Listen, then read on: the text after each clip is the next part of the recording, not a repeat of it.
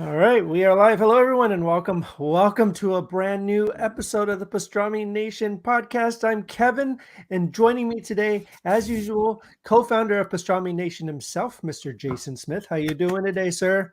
Good. How you guys doing? We are doing good. We are doing really well, and of course, the Godfather of toys, Mr. Christian Nacorda. Yes. How are you today, sir? I am doing very well. I'm happy to be here with you guys. That's Awesome. awesome. Happy to Yeah, have you. and listen, I just learned this, but apparently if you live in LA, you get free tacos from Jack in the Box because of Hey. Lakers. So Southern go California get them. thing. Southern California, go get them if you're in Yep. Southern SoCal.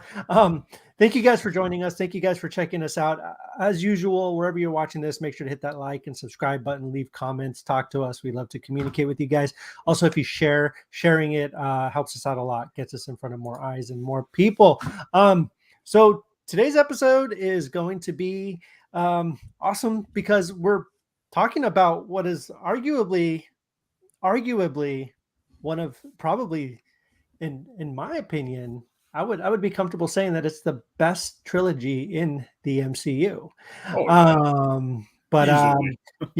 you'll hear all our thoughts and opinions on Guardians of the Galaxy Volume 3, which is out in theaters now. It's taking over the box office and knocked Chris Pratt down a peg. Mario and finally someone had to take him out. So might as well be Chris Pratt.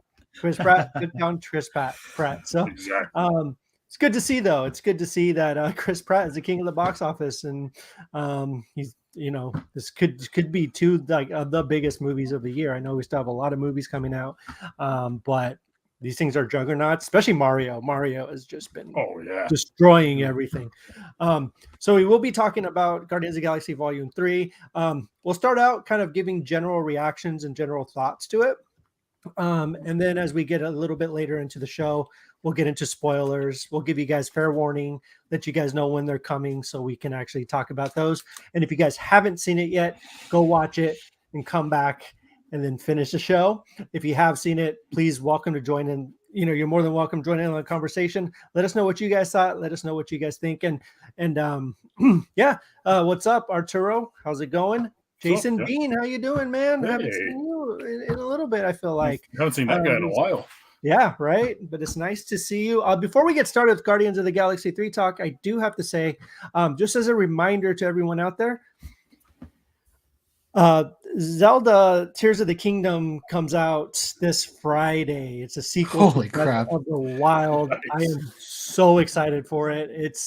I'm like beyond the moon excited for it. It comes out for the Switch, of course. So just a reminder to y'all, it comes out this Friday. So definitely go check that out. Kind of sucks because I have to work on Saturday, and I was so excited to get it on Friday. But I have to work on Saturday, so I'll be playing it on Mother's Day, which my wife will absolutely love.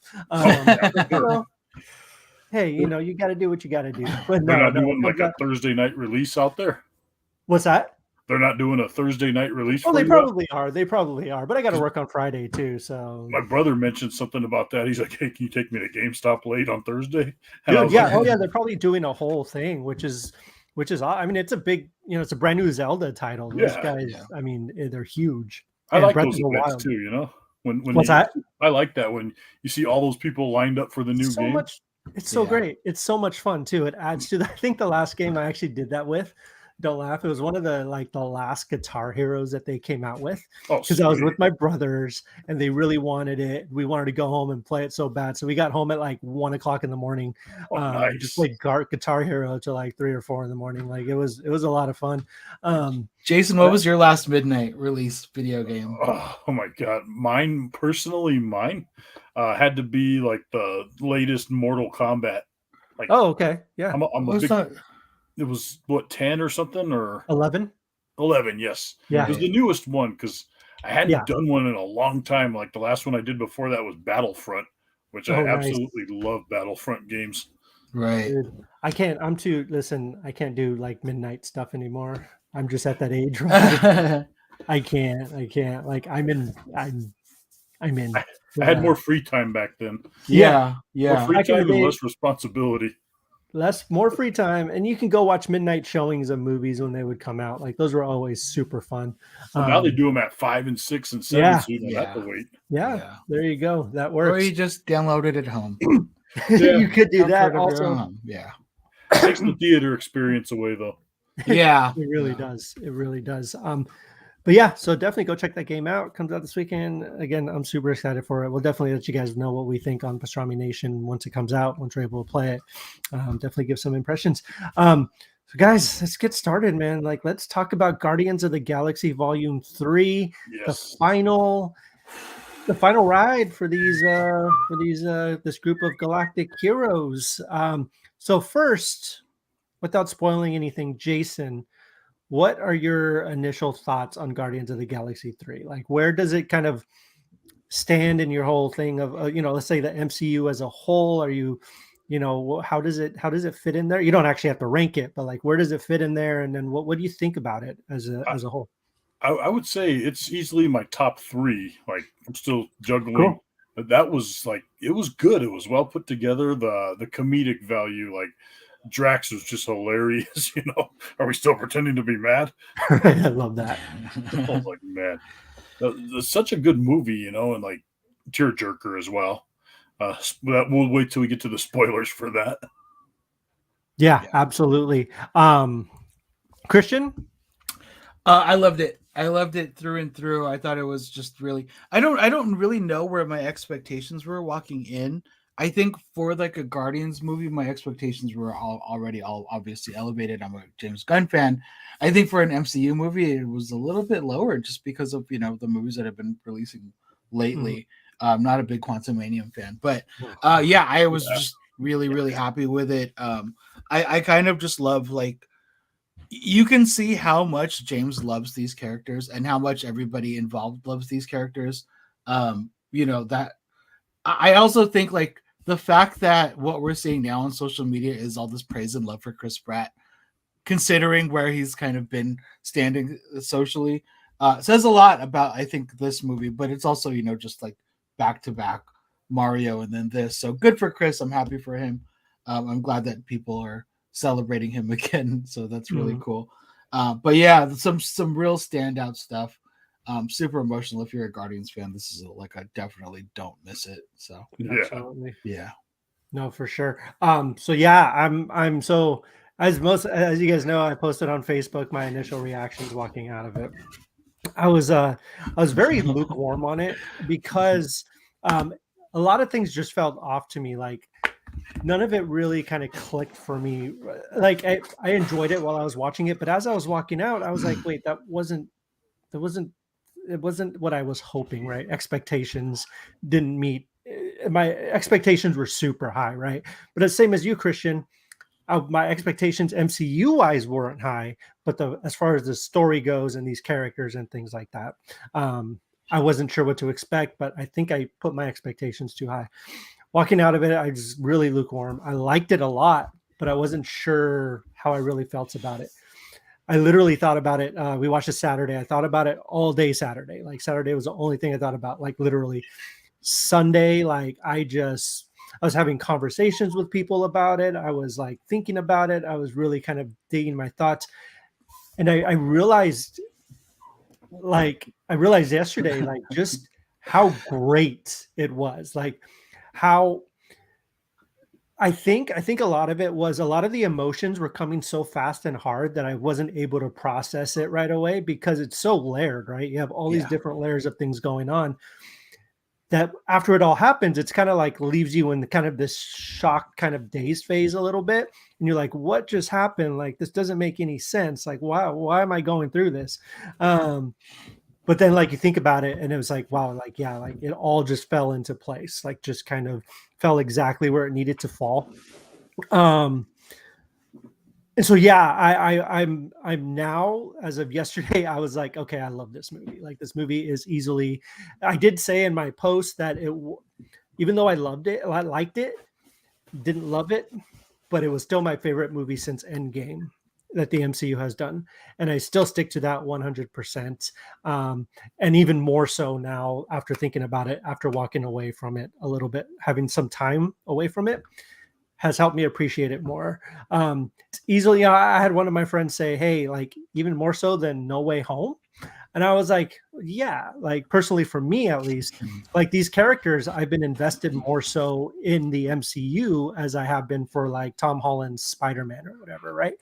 So yeah, these characters have been around longer for me. I mean, not obviously in the scheme of things, but as far as these movies go. So their role in the universe means a lot more to me than Peter Parker's does in Spider-Man, but that doesn't mean I don't like that. You know, you guys know what I'm saying. Yeah. So this one, yeah, it truly is my favorite my favorite movie since Endgame as far as in the MCU. And it is my favorite trilogy of the MCU. You know, for a long time, it was actually the Captain America trilogy, right? But then like they all do these things that you kind of expect to happen, right? Like especially with a lot of these trilogies and stuff, like you kind of expect to know what's going to happen in the last movie. There's going to be certain things that specific things that happen, but this one kind of subverted it a little bit. It didn't really give me exactly what I thought was going to happen, which was fantastic. Like I thought that was brilliant, and the way James Gunn really pulled it off, like emotionally and story wise. And he landed the plane, like he landed it and left no like prisoners. And this movie, so I do have to say something at the top, and this isn't a spoiler. This movie there are lots of trigger warnings for this movie, specifically when it comes to animal cruelty. If you are very sensitive to animal cruelty, we all love animals. We all, care about them. And there are some scenes in this movie that were hard to watch, and even for me, and I'm sure you guys too, who's a massive horror fan, right? Like I can watch people being tortured like nonstop. I can watch like Evil Dead Rise, no problem. Like it's fun. But the second you put animals in a certain situation, it's like, like let's back out. But obviously James Gunn knew exactly what he was doing with all of that. Arturo says saw it on Sunday, didn't like it was released during Star Wars Day, May 4th before release. Yeah, that's exactly what Eli said too. Eli was like, why are they taking Star Wars' spot? And I was like, well, it's the only good Star Wars that Disney has right now. So, I mean, why not? When it comes to movies, at least. So, but yeah, otherwise I liked it. So that's kind of our initial thoughts on this, on Guardians of the Galaxy Volume 3. Now I really kind of want to start digging a little bit deeper into spoilers, things that we really liked about it, things we didn't like about it, things that really irritated us, things that really made us happy. So if you guys are watching, checking this out, just know we are going to be jumping into spoilers as soon as I'm done with this little rant here. So if you guys if you haven't seen it yet, please go check it out, because you really, really need to, especially if you're a Guardians of the Galaxy fan, and do not let anyone ruin it for you. Do not let the spoilers get to you. So now we are in spoiler talk. So who wants to go first? Do one of you guys want to go ahead and take it? Jason, you were starting to tell me a little bit before we got started about some of the stuff. So please go for it, man. I think we would all agree on that scene with his little friends, the Lila and Tooth and Floor. Yeah, the little she was an otter, right? Like some kind of otter. Yeah. And the wall, and you knew just the whole time like something bad's probably going to happen. And then when he's like incinerate them, the High Evolutionary, which is like he just topped the charts on my all-time hated villains in like probably movies. Like 100%. Game of Thrones hate for him. Like I don't think I wanted somebody to die as much as I did since like I've watched Game of Thrones with like Joffrey or somebody like that. Like this guy just he might have topped that. Just oh my god, when he shot Lila, I was just like I wanted to cry. You know, I was like that was like one of the toughest scenes. Like when he starts crying and the High Evolutionary starts making fun of him, it's like. I think that did it to me more when he went right next to him going, wah, wah, wah. And I was like, thank you, Rocket, because he just basically ripped the shit out of his face. Yeah. But then when he turned around, because those guards come in and he turns around and then like his other friends I was like, oh my God, like that was like probably one of the toughest scenes in a movie, like for me, like tearjerker wise, and Mhm. that just boosted the High Evolutionary to the top of my charts of villains I hate. Like, I don't think I hated Thanos that much. No, Yeah. no. Yeah, Or no other villain for Marvel he takes the Marvel one for sure. Like absolutely. he's pushing Game of Thrones villains for me now. Ramsay Bolton or Joffrey or somebody. Yeah, Yep. he was an a-hole, like a real a-hole, not like the cool a-holes like the Guardians are, but like a real, Yes. just a real bad. So I agree with that sentiment. Like, I think he is just a horrible villain. His movie's just a roller coaster of emotions. Like, like I said earlier, I think there were so many emotions in it that I couldn't quite grasp it all and comprehend it all and process it all till a couple days later. I think the first real moment for me, obviously there was that stuff. You knew something bad was going to happen. So you're already kind of on edge waiting for that story to play out. And then, Rocket, the scene with Rocket on the table, and he's like flatlining and like he's done. Like, I literally, like, I'm not, I'm having trouble talking about it right now, not even lying. When you see Peter Quill's just like he's devastated, just that whole moment was just, my gosh, like it was. I don't want to like hype this up too much, but it was like Oscar worthy scene right there. Like, that's the Oscar reel right there. Absolutely. And it just tore me apart. And then, like you said, Jason, when they're in that thing with Lila, and they're also cute. They're also like, they get them ready to be like your best friends, right? It's like the next like baby Yodas or something, baby Groots. And then like, I don't even want to say it because I can't. But like, yeah. And then that stuff happens to them. And then there's just so much throughout this movie that's like, it's like you're crying 1 second and you're absolutely laughing the next second. And then like the next minute, super dramatic. And then the next minute, it's like Peter Quill drops the first F-bomb in the MCU. You're cracking up again. Open the fucking door. Open the fucking door. That was fantastic. Awesome. Perfect timing. Like, so good. And the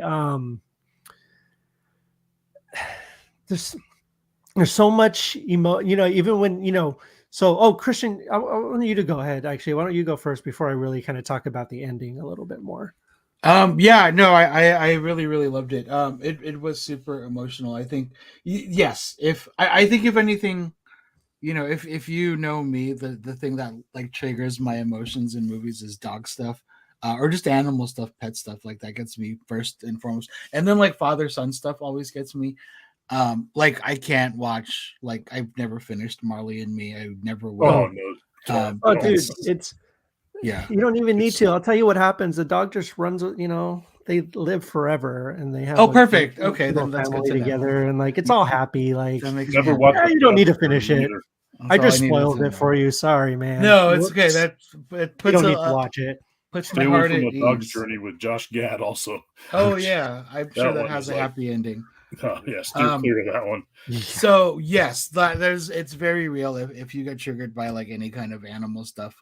Like, here's the thing: I can watch people. I actually enjoy people watching videos of people get hurt by animals. It's because they deserve it. Like, I love seeing hunters get trampled by deer. I love seeing people get trampled by bulls. I love bullfighters getting mauled by like, I love all that. Oh yeah, good. That's what they get. I can't even, like, if there's a chance that there's an animal about to get hurt in the video, I can't watch it. So I don't know, but it was really, really difficult. Jason put it really well, that scene was, but I just love, like, this is technically, our third Guardians movie, but we've seen them a lot more than 3 movies, because of like the Avengers movies and stuff. So we've been on such a ride with all of them, and just to see, like, if you think back to where everything was in the first movie, and like how, like, I mean, essentially this whole movie was like, let's save Rocket, like, not like save the world, not saving a planet, like, let's save one person. Like, that's what this whole movie was, and you completely buy it. Like right from the beginning, you're like, yep, let's fucking go. Like, what are we waiting for? Because yes, we all want to save Rocket. I think like after everything that we've been to, it's kind of smart that we kind of close that scale a little bit more. Especially this being like the last one, it should be more intimate like that. I think. I loved the Drax and Mantis stuff. It's always great. Yeah, awesome. I think like the big stuff for me was like the Rocket and Nebula stuff. Like I love Peter too, obviously, but like I think the big one is when Peter and Nebula are they're like talking on the phone or on the communication thing, and then all of a sudden like Rocket chimes in, and then you just see like I see I'm like getting emotional just thinking, but like Nebula just stops in her tracks and like starts to cry and she's like, "Is that Rocket?" That one got me too. Yes, that's Rocket. Because it was like fine. Well, yeah, because like Nebula, right? We've been with her through this whole journey of like Thanos and all that stuff, and then you see that moment where it really humanizes her. I think, to the extent we've never seen her before.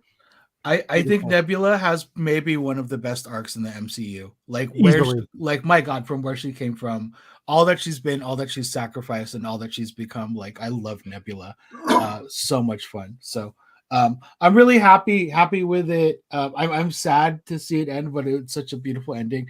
I feel like it's too soon for me to make the call if I like this as my favorite trilogy because I do love the Captain America trilogy. I love the second Guardians movie. I know that's the the not favorite one for a lot of people. That took me like a second watch because the first watch I was kind of whatever. I think I made some early decisions on it. Like I didn't like how this or that happened. I watched it the second time and I cried my eyes out. I'm like all the Yondu stuff. Like I may not be your father, boy, but I'm your daddy. Like oh my god. Oh man.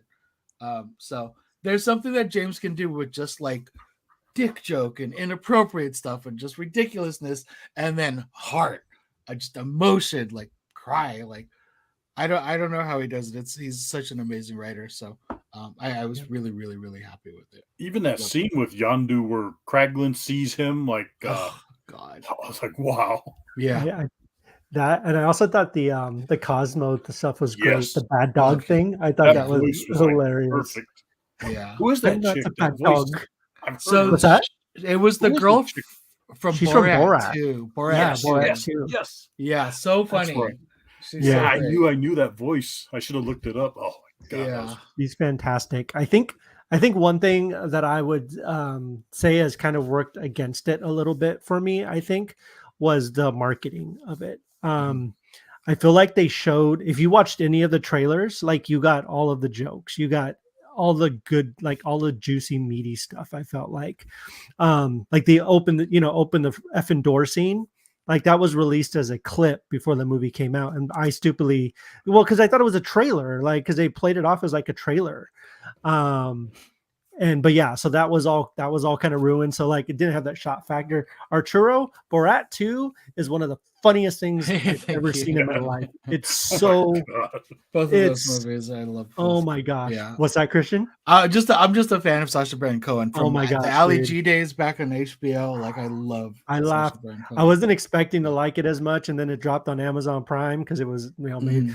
And me and my wife, we're just kind of like, let's put it on, let's check it out, let's see, it could be funny. And we both were fans of the first one, and man, like we were just like, our kids woke up, they're like, "Are you guys okay?" We're fine. That was him in Talladega Nights, yeah.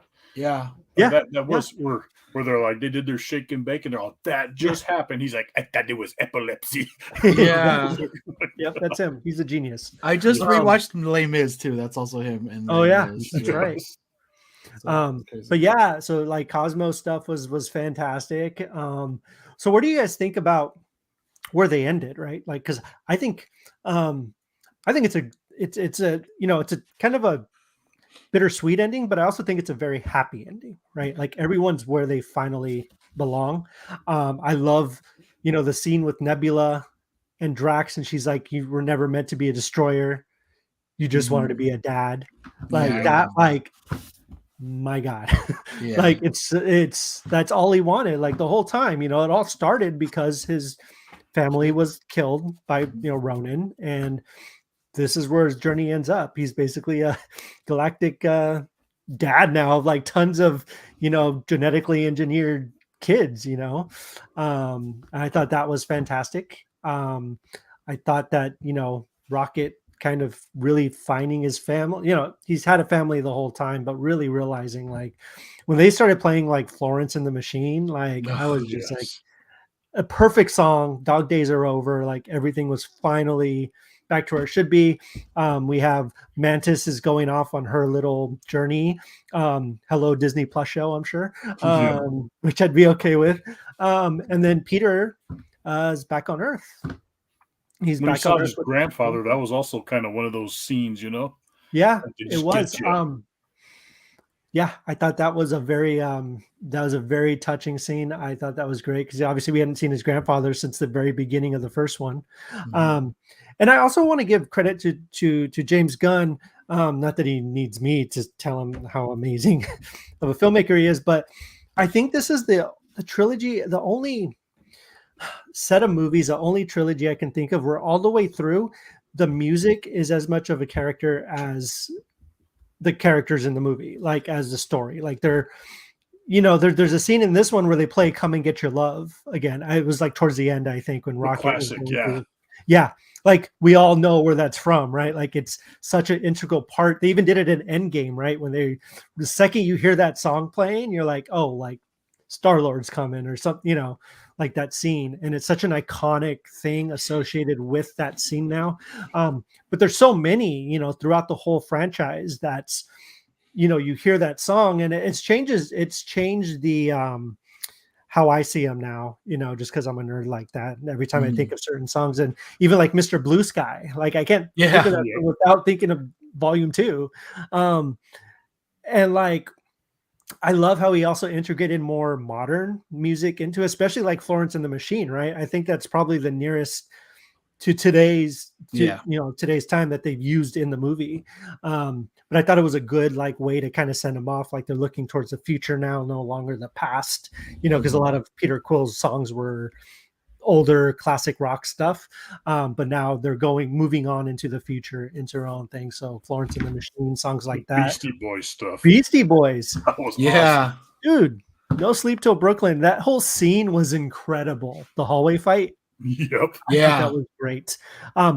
But yeah, what did you guys think of the ending? I mean, did you guys feel like everyone's happy? Are you guys happy with the way it ended? Do you guys think they should have killed somebody off?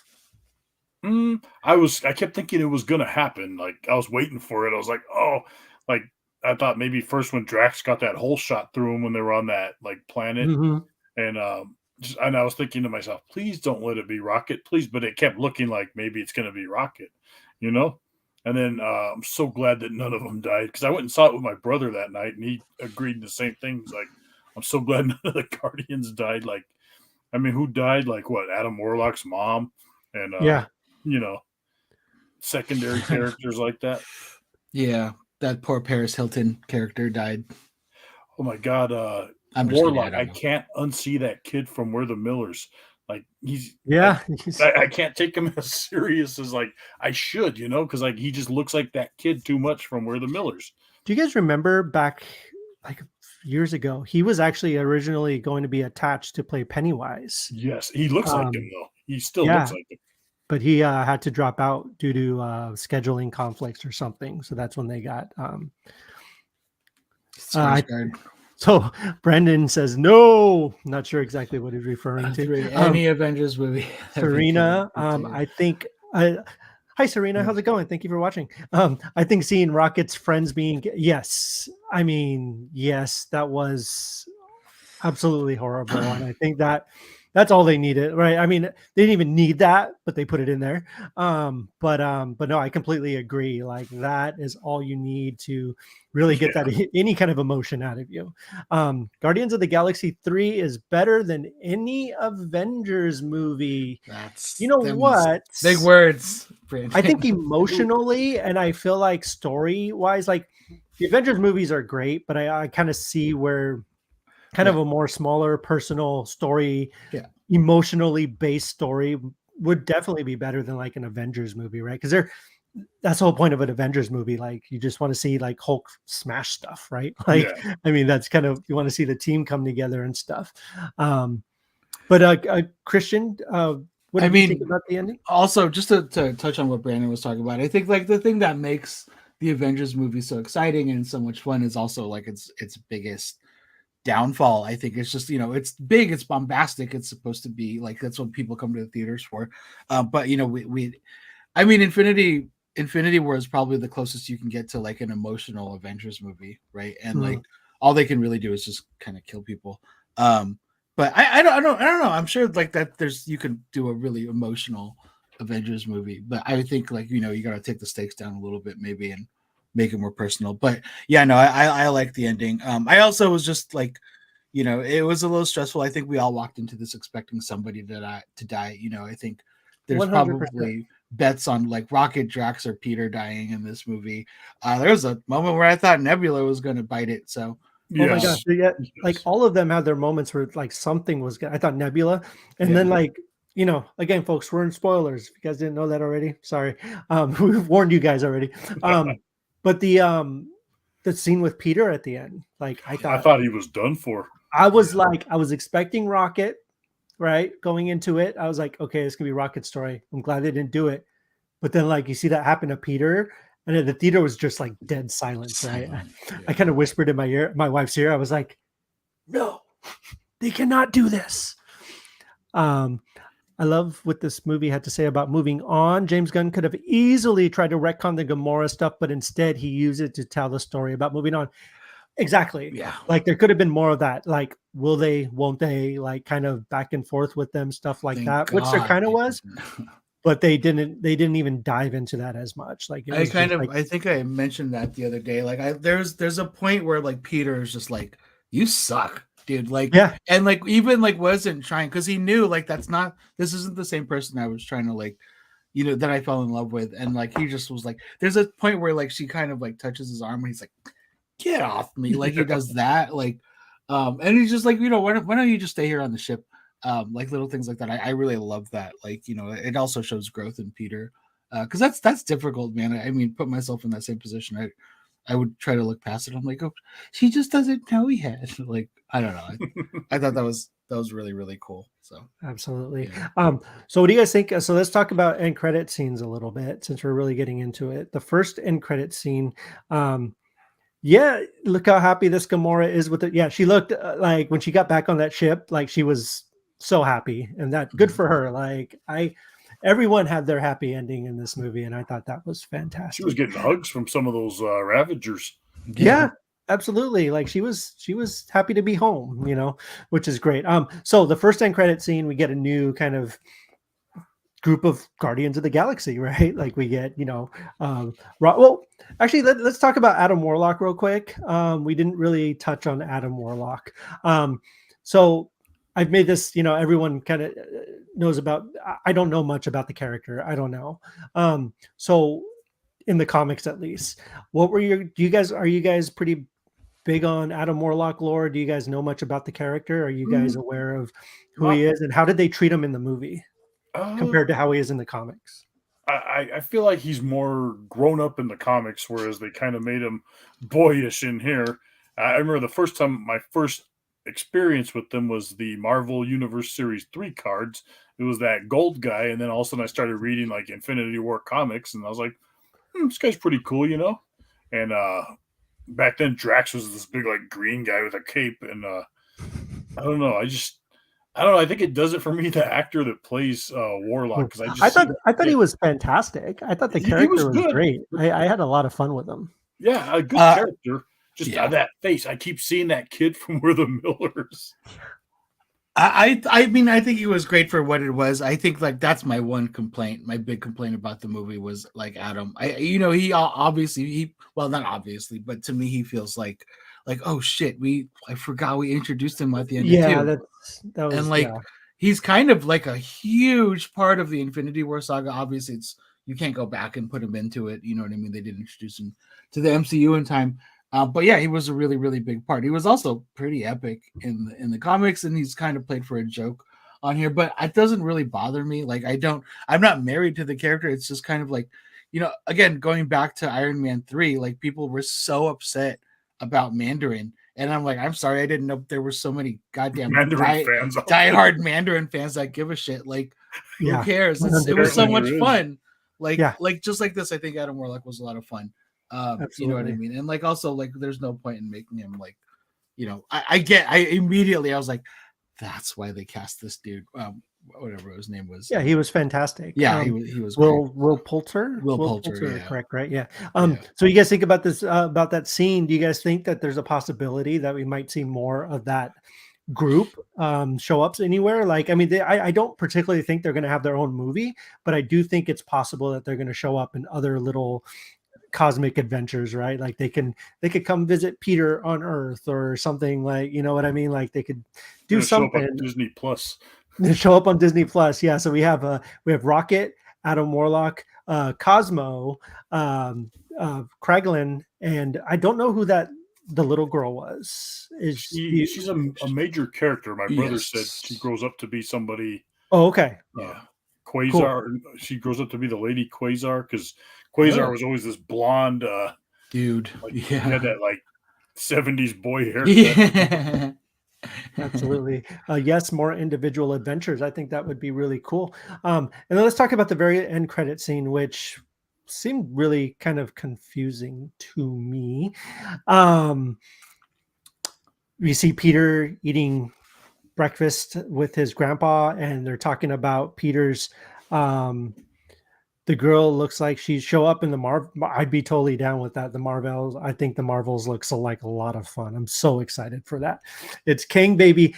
So no, this is interesting, because you see Peter talking to his grandpa about his grandpa has a son, and he's talking about, you know, they're just Peter saying something about watching a 45-year-old man. Or what did he say? He's like, it's weird for me to watch a 40-year-old man, 45. Or he was like, are you sure you want me to do the lawn? Because he's like, I mean, your son's here, and he's like this 45-year-old man just watching me do housework. Yeah. So I'm gonna have to I might have to talk to him first, see if I could. But Brandon had a pretty good I'm gonna have to tell him your theory, and I think it's a good theory. Can you jump on right now? Are you by your computer? What's that? do you want to just jump on real quick, Brandon? Yeah, you should, Brandon. Just hop on in. Send him a link real quick. So the idea was that Brandon's theory, which is a great theory, is that it was Kang. Like, hold up one second. Let's see if I can get him. Yes. Yeah, we could get him in here if he's available. He has a really, really good really, really good theory on Kang. Also, I saw Jonathan Majors appeared in court today. He did appear in court. I don't know if we're who knows, man. Kang the courtroom. That'd be. Let's see. Here he is. Let's just put him in here. Let's see if he can get in here. He's going to be coming in. But yeah. He's put me in, coach. Yeah, I saw that he showed up in court, and we'll have to see kind of what happens there. That's like a whole other. It's a whole other topic for a whole other day.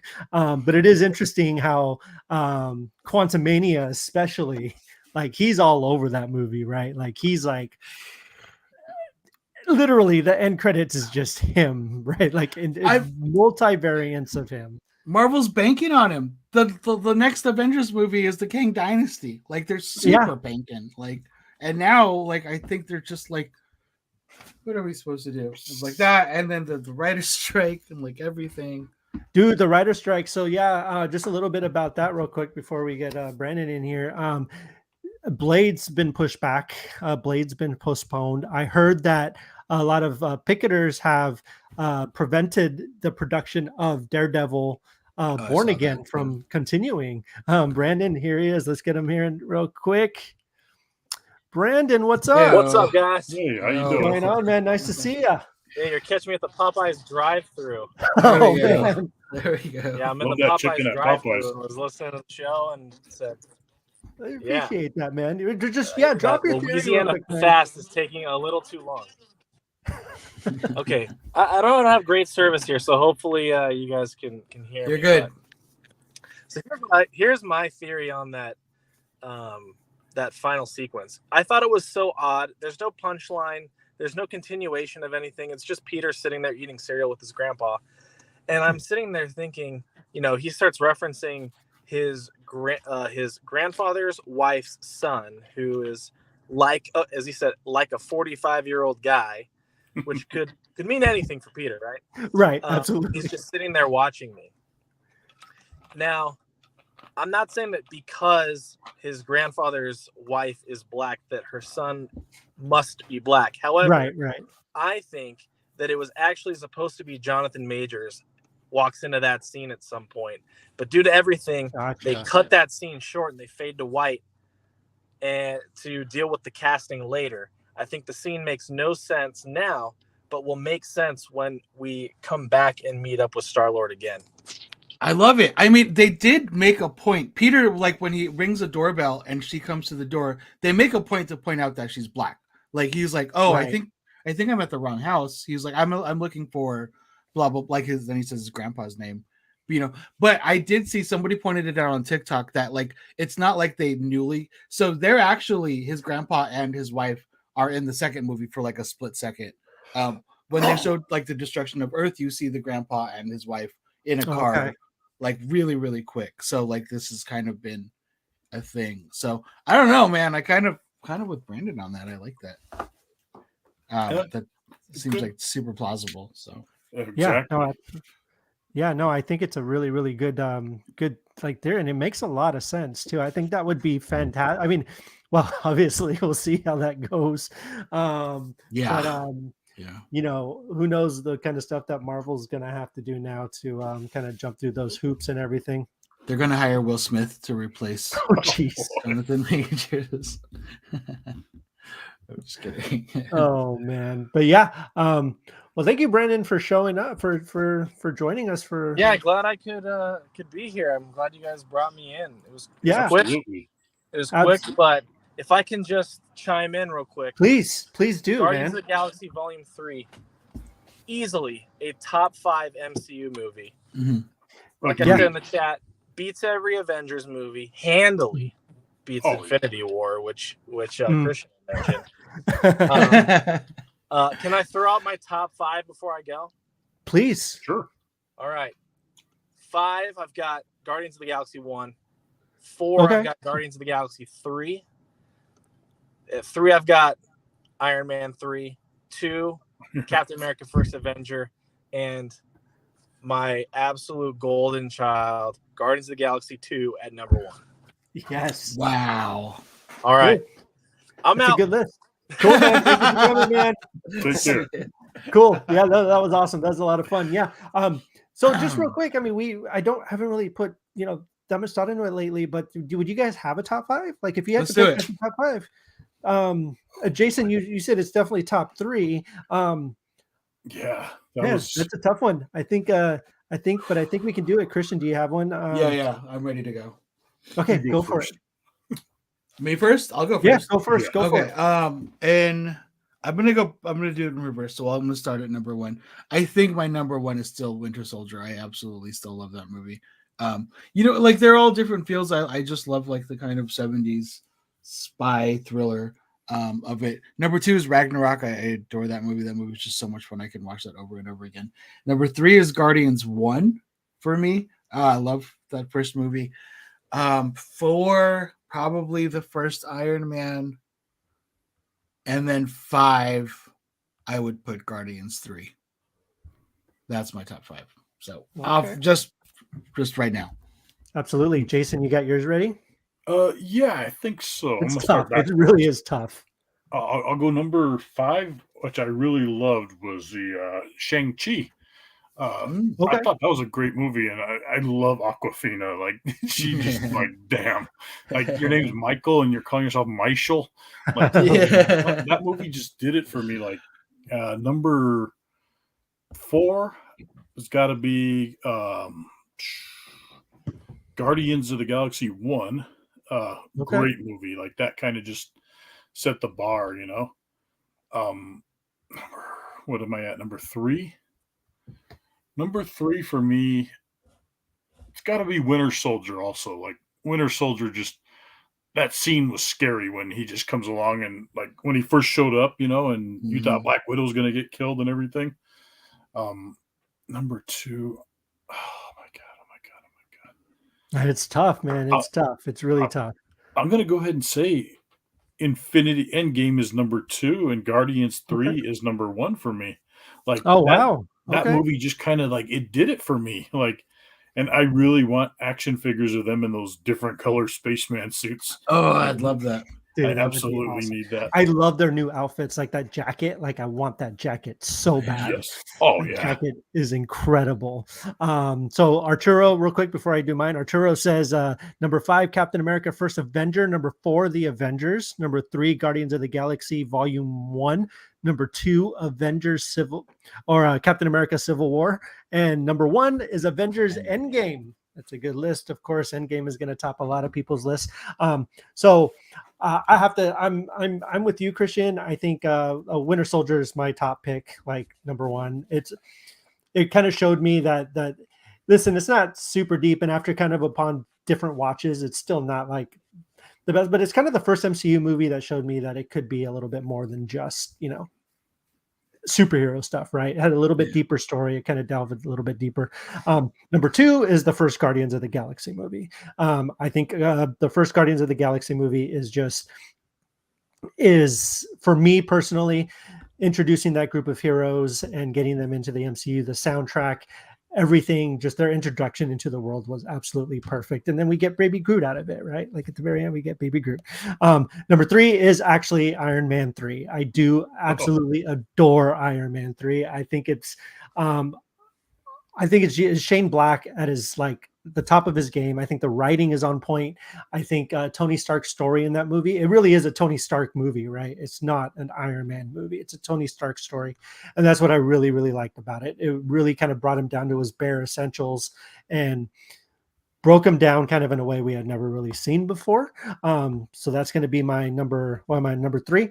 My number 4 is going to be Guardians of the Galaxy Volume 3. The more I think about it, like I said, the more I love it. Certainly top 5. The emotion, everything hits where it needs to hit. James Gunn is a genius, and I know we say that a lot, and it's not, but I truly think he's an amazing filmmaker. He's a great writer, and I think his DC stuff's in good hands. I think that I think Superman is going to be in good hands. I think he's going to take care for it like he would anything else, like he has this franchise. He's putting love and care into it. He cares about the characters. You can see it on screen. And I think he's going to do that with the Superman, whatever else he touches. So Guardians of the Galaxy Volume 3 is my number 4. And then number 5 is a little bit tougher. I'm still trying to kind of decide what my number 5 is. But for me and my sensibilities and what I love, I'm going to have to go with Thor Ragnarok. I love Ragnarok. I love the craziness of it, the zaniness of it, taking the characters and that world in a whole new direction. Love and Thunder could have done that, but it was not. So unfortunately, but that's my top 5 as well. Let us know what your guys' top 5 is. Let us know what your guys' top 5 MCU movies are. And we'd love to know. You guys have any final thoughts before we kind of close things out? I do. Can you guys think of a villain that you hated more than the High Evolutionary in like recent movies, or in the MCU in general, or just anything really? Like in MCU, I there is no villain I hated more than him. Right. That's the easy one. But like, I can't think of any like movies or shows that besides like Game of Thrones kind of stuff. Like you hated some of those villains, but like I can't. I think. Maybe the little punk bad guy from John Wick 4, who I absolutely despise. I forgot. The little French guy. It's because he was just a little punk. I was just like, dude, like he's gonna kill you. Like I hated that kid on the first one too. The one he's like, a reek from Game of Thrones. It's always those kids, man. Yeah, damn kids. This guy Go ahead. Did you guys watch Barry by any chance? Not yet. No. That's on my list. It's Fuchs for me. So if any of you guys watch Barry, Fuchs is. I need to watch Barry. So hateable. I'm so excited to watch that. But yeah. I can't think. Yeah, otherwise, like in the MCU, like I can't think of anyone in the MCU either. That was like you said, Thanos, horrible person, right? But even then, I was like, it's fine. Yeah. Yeah. It's fine. We kind of need that anyways. Yeah, no, I can't think of anybody who really got under my skin and who was as insane and just crazy. Because I think usually they do the thing where it's like you sympathize or you understand their plight. Like you understand with them, with this guy, they just like made him like just hateable. Like there's no, like, even though I do love that line where she was like, for the love of God, he's like, there is no God. That's why I stepped in. Like, what a line. That is fantastic. Fantastic. So he kind of overcooked a lot of it, but then I feel like it fit. Like I just like at some point you're like, oh, he's just gonna yell every line that he has. Oh, and he's such a good actor too. But it was great. Oh, yeah. It's fantastic. Like he was in Peacemaker. He was amazing in Peacemaker. Oh my God. was the he was the shoot, I forgot what his name was, but he was one of the heads of the team. So he was you had a Waller. What was his name? I know who you're talking about. Yes. God, I hate that. My mind blank. Who is that? Yeah. Clemson Mern. Yes. Yeah, he was really good in that too. Yeah, he was. Wasn't he like he was part of the gosh, I'm trying to remember exactly what happened with this character, but I know he was like part of the like the alien species or something that they were trying to get. I don't remember. It was some weird, but I love Peacemaker is fantastic.